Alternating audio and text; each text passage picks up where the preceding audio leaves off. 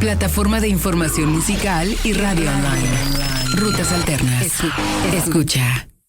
Hoy en Rutas Alternas tenemos el gusto de recibir a Conor O'Brien porque el proyecto musical Villagers está de estreno con su quinto disco larga duración, la placa Fever Dreams. Y para charlar al respecto conectamos con Conor O'Brien a través de esta videollamada. Hola, Conor.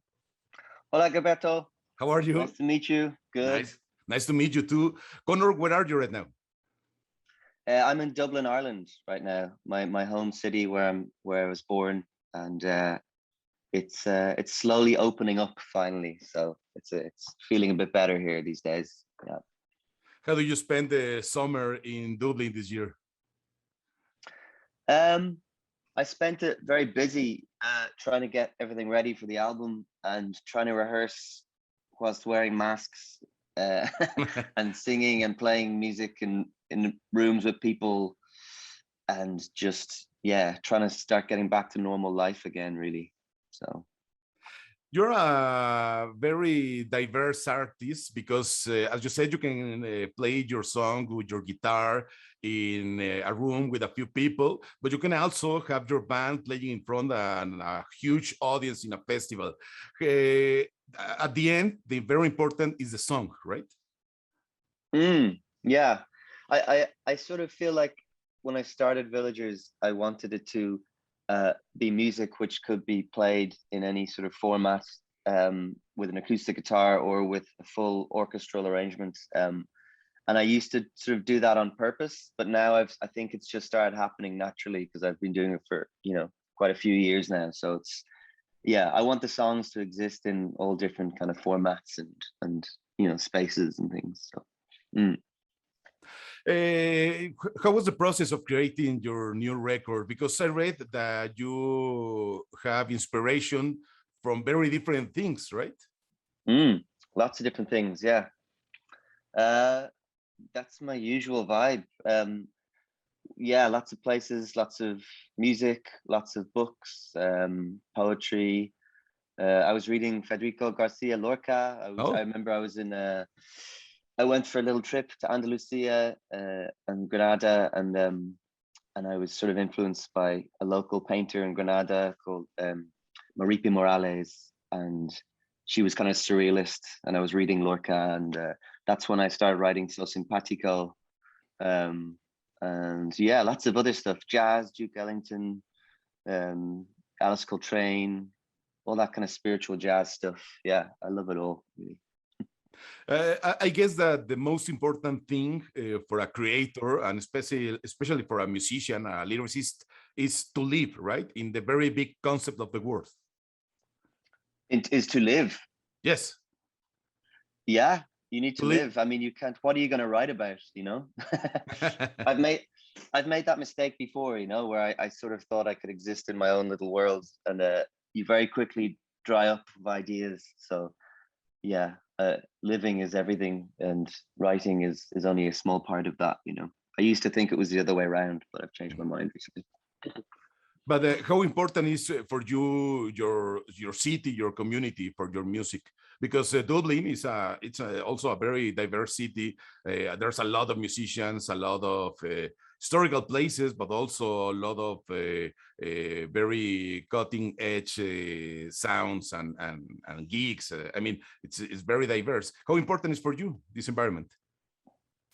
I think it's very important, but I don't really know how. I think it's subconscious more than anything. I think there's a lot of generational stuff happening, being Irish and being from anywhere in Ireland, really. And I think that gets passed on by your parents, and there's definitely a very musical culture here, and I think you take that for granted when you're growing up, and it just feels very natural.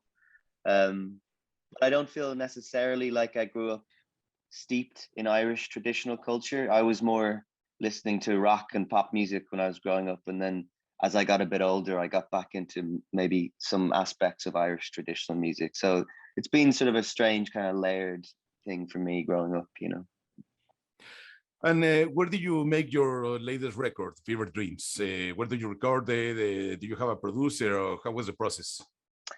We made it in Dublin, in a studio in a place called Cabra in North Dublin. And my keyboard player Brendan Jenkinson he just opened this studio, and it was a very DIY kind of home affair, and we christened it with the album, and just got kind of lost for a few weeks. We just explored things. I brought lots of half-finished pieces of music to the band, and I brought some slightly more finished pieces later on, and it just kept working, and then we got it mixed by an amazing Welsh music engineer and mixer called David Wrench, who worked with FKA Twigs and Caribou, and he just brought it over the edge and made it just sound even bigger. So yeah, it was a lot of fun. And how different was this process for your favorite record than your other albums? Very different. I went slightly insane with my last album, the one before this, because I had just moved into the city center in Dublin, and I had a little attic room, very, very small attic room above my apartment, and I decided to make it into a studio. And I started recording friends of mine there, and I started recording my own music, and I decided I could do it all myself. And I did do it all myself, but I also went slightly insane in the process. So this album was like, just make it as social as possible, hang out with your friends and just make music for the fun of it, So it sounds quite, I think you can hear that excitement and that energy in the room, Nowadays, it's more important, that part, right? To have a connection with the other people, with your friends, with your family, even if you can see them in person. We figured that it's very important to have these human connections. Definitely. Yeah. I mean, that's kind of what it's about. I really feel like the album is kind of, it's a little bit of a reaction to the last 10 years of slowly living on our screens more and more, and trying to kind of, re-embrace the idea of the messiness of life and how complicated we all are inside ourselves. And sometimes I think, the internet and computers tries to make us think simplistically about things. And, there's something a bit scary about that. Everything's, I was listening to a podcast recently by I think he's a Mexican American writer called Luis Alberto Urrea. Do you know him? He's a writer. He wrote about the border and it being like liminal spaces, and liminal spaces not only like physically but in your mind as well. And he talks about how art is all about trying to live inside that liminal space, and how it's kind of trying not to tag yourself onto ideologies too much and ideas. And I kind of feel like this album is exploring that a little bit. So your singles had amazing videos, especially So Sympatico. It's amazing, the video. A little disturbing. Thank you. A little disturbing because of the clowns, but because I know a lot of people not enjoy a lot the clowns. But it's amazing the contrast between a clown, the amuse that you can have with a clown, and the deep feelings in the song. Yeah, I mean, the clown, I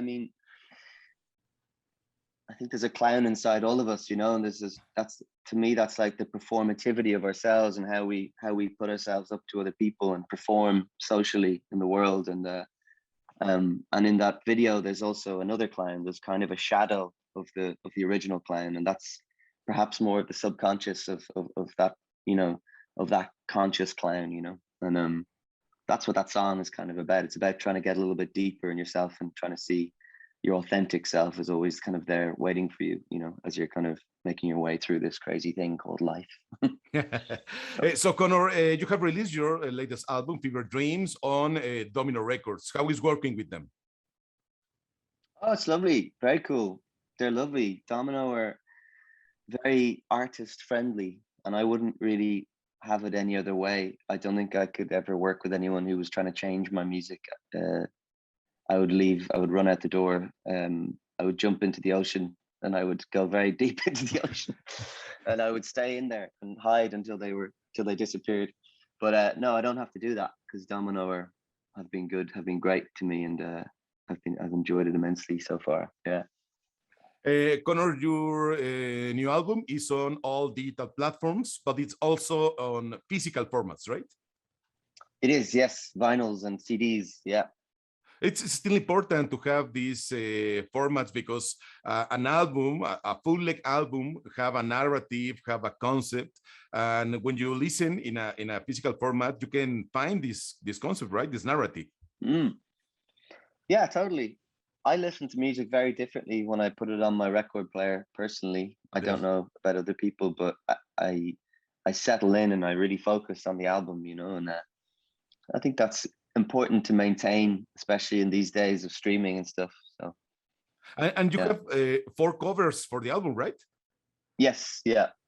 Who you work with? It was from different artists, or you have worked with one designer? No, it's one artist called Paul Phillips. And he I sent him some of the album, and he started working on the bear image, which is the man sleeping in the there's a small man sort of asleep in the water, and then there's a giant bear over him also asleep, and then there's little bubbles of dreams going between them. And we just discussed how I wanted the album to represent this tiny human being, and then this gigantic universe, and this whole world of cosmic energy inside his head, you know. And then once he did that bear, we decided to do more based on the original constellations, Ptolemy's original 48 constellations. So we had like Aquila the eagle, and Cassiopeia the elk, and Serpens the snake, and that's all kind of mentioned in the lyrics a little bit here and there. So it's a bit of a cosmic trip. But I'm really happy with it. Yeah. Yes, but went really well. But now we have a problem because what vinyl should I buy? What cover should I buy? Well, actually, all 4 of them are in the vinyl, so you can buy any of them, and then you'll find the other 3 inside in the box. Cool. It's amazing. I will buy your vinyl as soon as possible. Thank you. In the meantime, when will you come to Mexico? I want to come tomorrow. please do it. I'm really hoping we can come to Mexico. I'm very it's one place we haven't been yet, so my fingers are crossed. I'd love to come visit all you guys there, and thank you for asking. No, please come to Mexico. I'm pretty sure that you will have a great time when you come here. Looking forward to see you here live in Mexico, not only in Mexico City, but here in Guadalajara or Monterrey, other cities in the country. So you can bring your music to a lot of Mexican people. I would love that. You need to help us, Gilberto. Help us get there. we will grab a beer when you come to Mexico. Excellent. Sounds good. Tecate? Yeah, or Corona, whatever you Corona. want. All right, cool. Okay. So Conor, all of them. Yeah, please, no problem. We can taste one of each other. I'll bring some Guinness over as well. Dublin Guinness. Amazing. So Conor, congratulations for the album. Love it. I think you're an amazing artist, an amazing lyricist, and so I'm pretty sure that you will have a blast when you come to Mexico to present your music. I hope so. Thank you so much, Gilberto. I appreciate it. Cheers. Conor O'Brien from Villagers, thank you so much for this chat with Rutas Alternas. Thanks for having me. Yeah, cheers, man. Plataforma de información musical y radio online. Rutas Alternas. Escucha.